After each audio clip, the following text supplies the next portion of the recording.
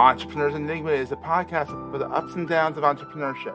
So the wins and the fails that we all face being entrepreneurs, how we learn from adversity. Every week I talk to a different entrepreneur with a story to tell. I'm Seth Goldstein. Come with me on the journey. This is Entrepreneurs Enigma. Let's get started.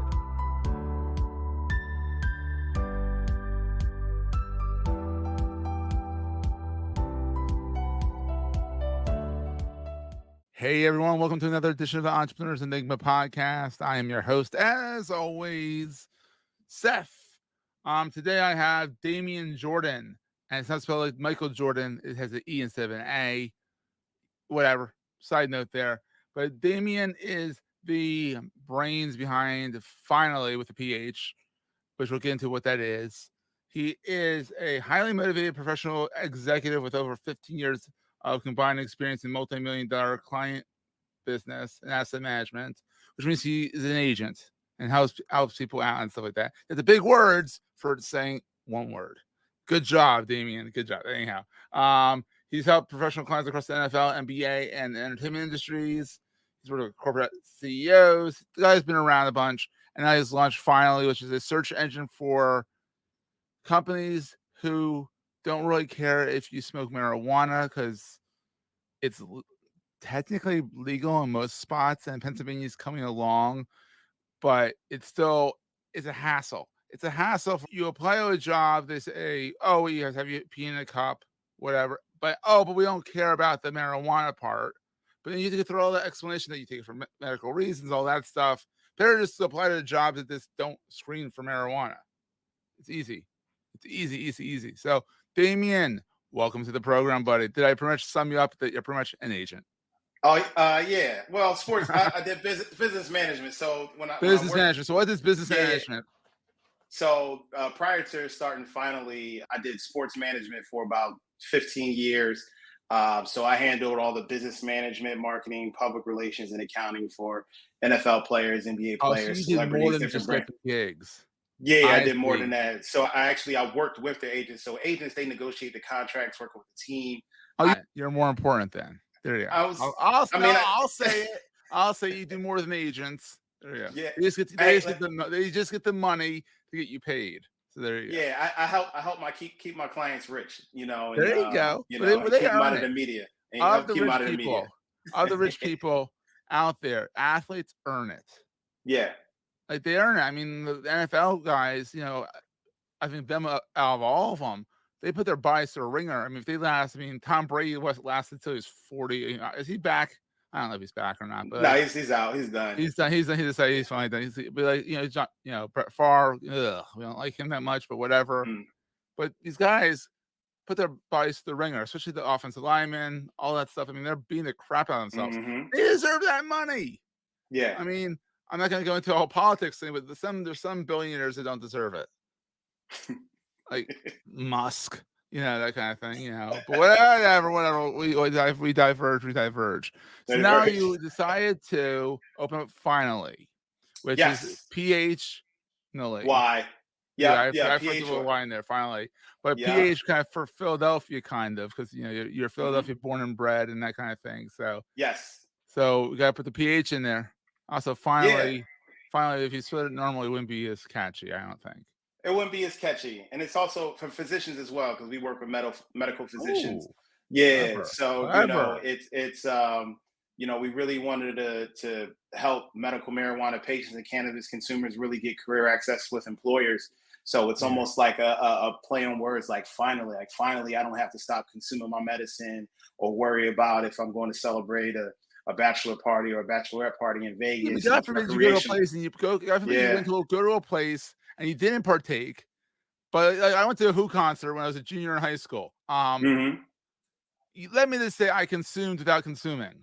I walked out. We're gonna take a quick break, hear from our sponsors, and get right back to the show. They're quite buzzed.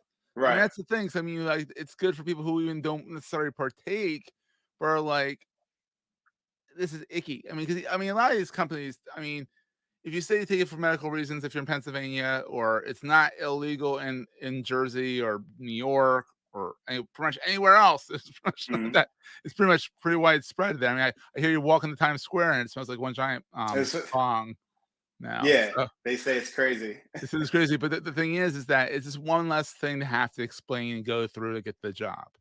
Absolutely. And why not just like know that the business doesn't check for it, says they don't care, and they like you, and you can get the job and get rocking and rolling. So that's Yeah. fantastic. Yeah.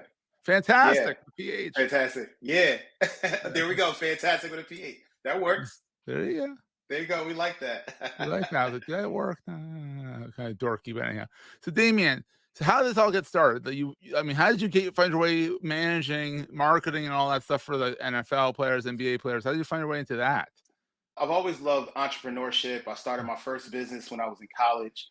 It was a college magazine. It was Oh, six very different nice. magazines wrapped in one. It was a Jet Vibe, Source, InStyle, Essence, and Sports Illustrated. So I realized when I was in college that no one was reading the school newspaper. So I was like, how about I just create a magazine where it'd be an opportunity to actually talk about student life, what's happening on our campus and other campuses, and decided to build that. And I wound up at the age of 21 going out. I got us a distribution deal. I got us a publishing deal, and then we actually had an opportunity to feature Angela Simmons, who's Oh, Run's daughter from Run DMC, on our cover. that's And all. That's all. Nothing big. Nothing big. hey, at 21, so I didn't really know what I was doing, but I was excited to be doing That's the something. best way of And doing things. A lot of yeah, entrepreneurs don't know what they're doing. That's probably one of the bad things about being an entrepreneur when you start out. You don't always know what you're doing. right. It's like But you are failing fast.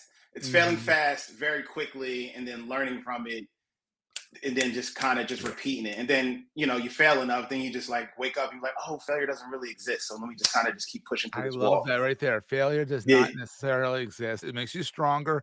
Honestly, it saves you time if you fail fast. yeah. Oh, that idea didn't work. That sucked. Whatever. Let's move along. Yeah. Just move along. And then from there, I actually became really good friends with Angela. She had a publicist. I didn't know anything about PR.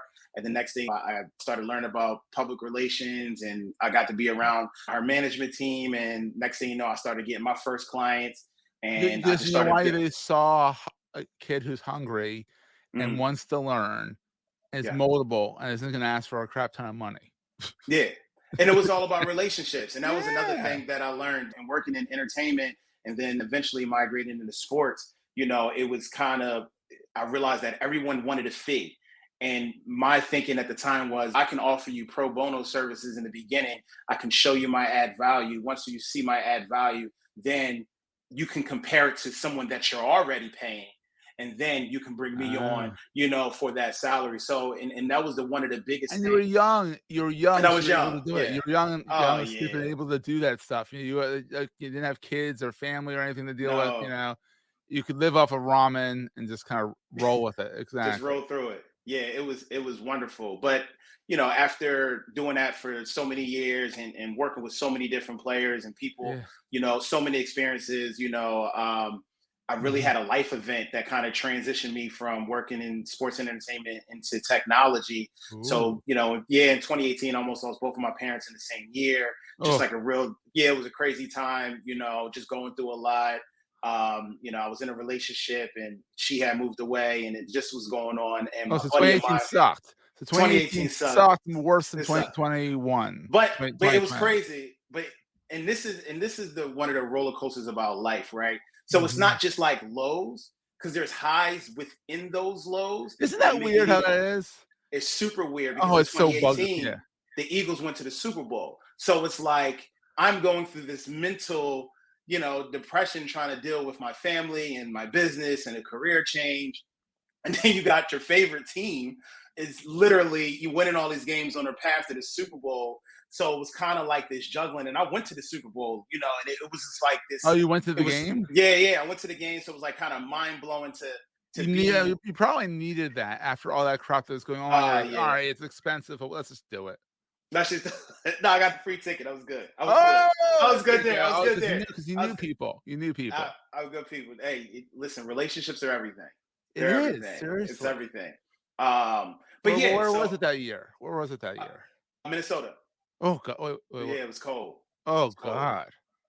But it's It's indoors cold. though, so this It is was going indoors. yeah, It but was everything indoors. outside isn't. It was listen, and I couldn't find a plane ticket, so I had to drive 17 hours.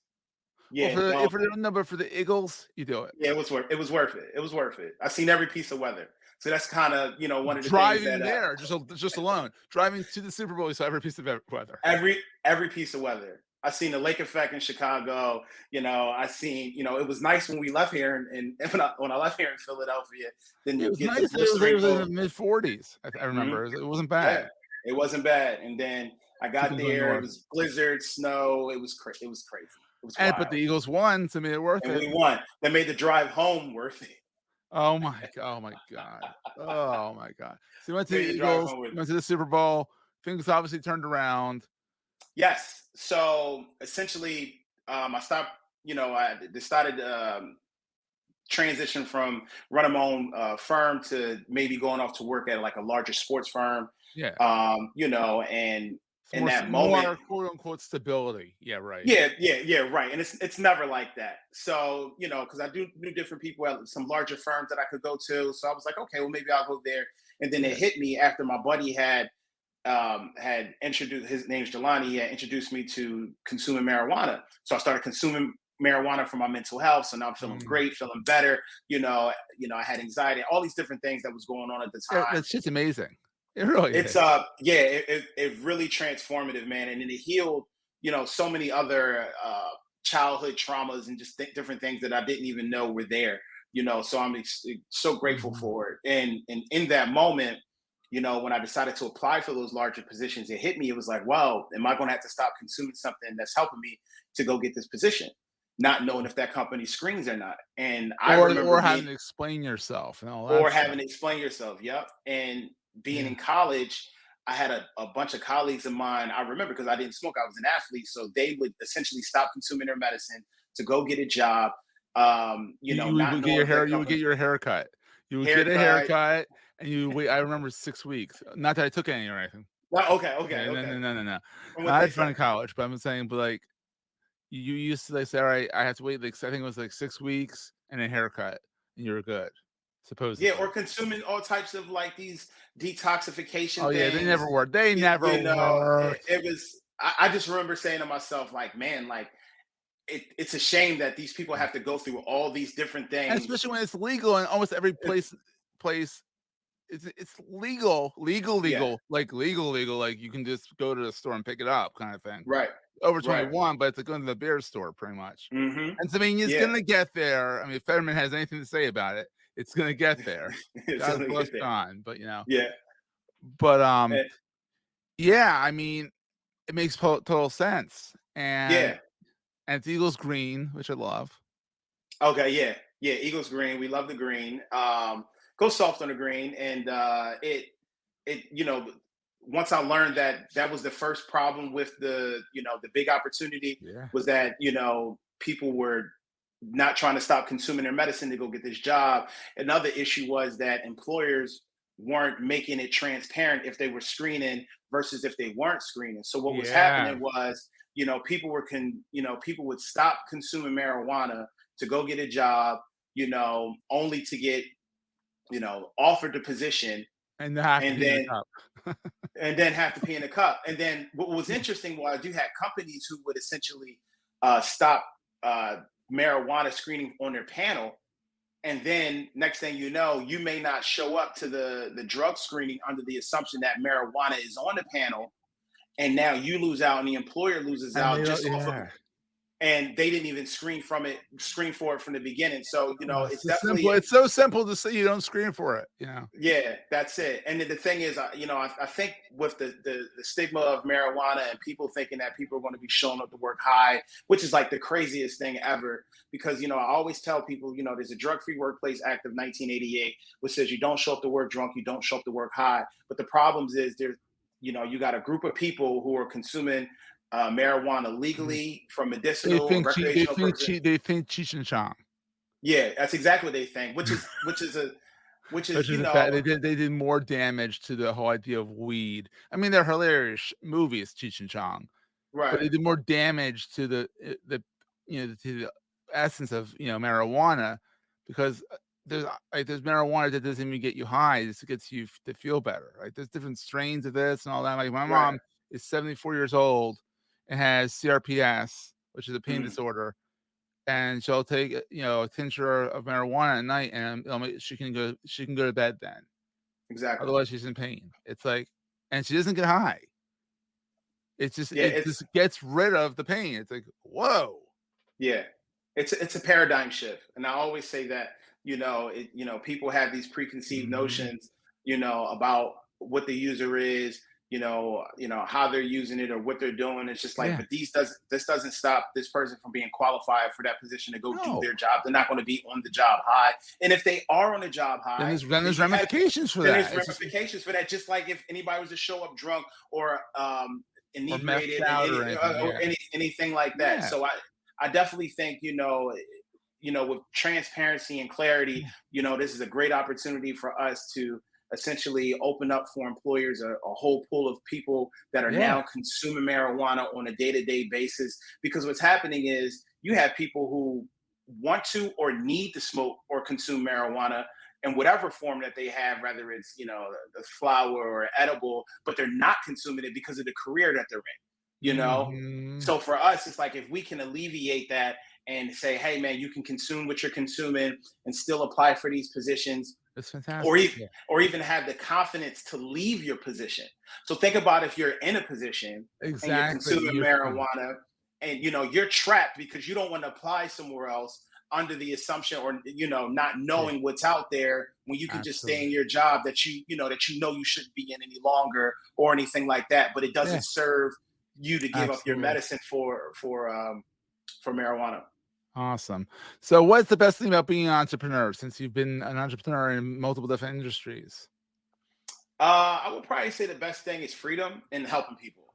I I love that. love I love to help people. It's the one thing I've learned over my course of my business is you treat people good, you do good business, it comes right back to you. And Oh, absolutely. I love connecting people. I love being a dot connector, and it's served me so well, and the money just follows. It's not, Oh, yeah. if you're someone that wants to get into entrepreneurship and you just I want the money, I want the money, I want the money, it just Don't do doesn't work like that. entrepreneurship. Don't do Don't it. do Oh my entrepreneur. God, Don't don't don't do it. do it. Don't do it. You got to do what you love. Because it's really the way I see it. It's a form of serving It because is. you're creating something that can help other people. It's like a selfless act, and the money just follows. And then I've made tons of money over the course of my career, and it's like once you reach a certain level of making money, you know what it feels like. It doesn't change anything, No. but it's like giving that add value to do it because conversations, those are the things that really make a difference Mhm. in learning. And I always tell people, like, if you want to be an entrepreneur, make sure you love yourself because you're going to be spending a lot of time alone. Make sure seriously, and you Yeah. love to learn, You do. and you really love to get in and problem solve. Like, I love to problem solve. I like Yeah. to build things. I like to break things down. I like to Yeah. re-engineer things. That's just the way my mind works in Yeah. entrepreneurship and building companies. And it's been the best outcome for me. That's awesome. So what keeps you up at night with entrepreneurship? Oh, nothing. I sleep very well at night. There you go. Nothing, I sleep. nothing worries you with entrepreneurship. I sleep very well at night, and I think what keeps me up, I would probably see, but then again, it kind of goes against everything that I stand for because, Yeah. like, I It believe doesn't have to in. literally keep you up, but what do you worry about? I mean, like, what's kind of like, what's the scary part of being an entrepreneur? I mean, I would probably say not knowing, but then Mhm. I lean into that. Isn't that Like, weird that it's both sides? It's both sides. Like, you not knowing is a good thing, but not knowing is a bad thing. It's like, yeah, because you want to know. Your mind wants to know. It wants to know this step at this turn. You're going to get this result. mhm. But I think that's where. But all the magic happens when you just kind of surrender and be like, oh, I can't control this. I can't. If I don't respond here, I'll just let this hang, and Absolutely. then I'll let it kind of come to me. And then when you start, letting things kind of unfold for you, it then makes your job easier because I know for me, what makes me sleep well at night, knowing if I'm stressing, if I got anxiety or worry, that means I'm not even living in the right space. You know what I mean? Anxiety Yeah. is when your mind's in the future, depression is when your mind's in the past. So if I'm Oh, stressing yeah. out and I got anxiety, I know I'm not even living in the present moment. That's the only thing I can You gotta control. recenter yourself, bring yourself You back and say, got you "Come on, got dude, come to. on." Yeah, exactly. So Yeah, and it's a marathon, not a sprint. And I think that's the biggest thing. You think you can, get here overnight, but they say it takes what, 5 years to become an yeah, the overnight overnight success. success, the overnight 15-year success. Yeah. That's what my joke was. Literally overnight 15-year success, and I'm still going. Yeah. So, And so what? and So, yeah, what is the most important thing to carry with you all the time? the most important thing I carry with me, my Bible app. I'm always in my Yeah, Bible app all the time. That's just something that keeps me grounded. I just try to stay grounded. That's just it. Just stay grounded. It just meet everybody, really try to speak to everybody, be extremely present in those mhm, conversations with people, because I feel like when you're doing that, you can not only give value, but you're also receiving value. One who teaches learns, one absolutely. who learns teaches. So I know at least that every person that I'm interacting with or engaging with, either Mhm. I'm teaching them something or I'm learning from them. Love it. So, that's something that kind of keeps pushing me forward.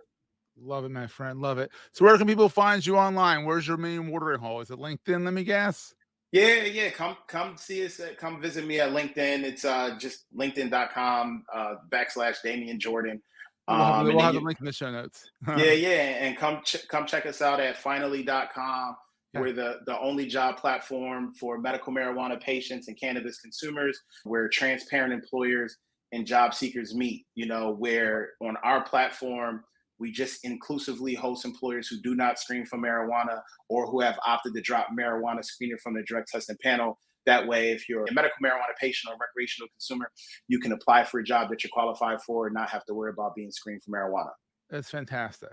It's sad that it's needed, but it's good that it's needed that you're filling the gap. Damien, thank you so much for taking the time to be on the show, Appreciate it.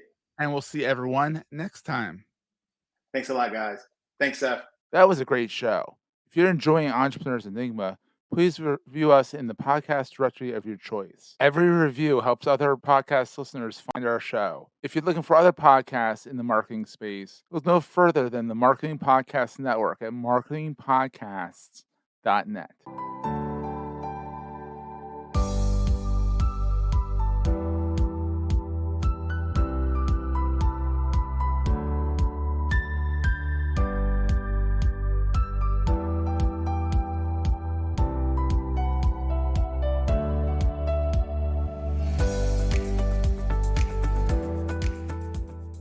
Goldstein Media hopes you have enjoyed this episode. This podcast is one of the many great shows on the MPN Marketing Podcast Network.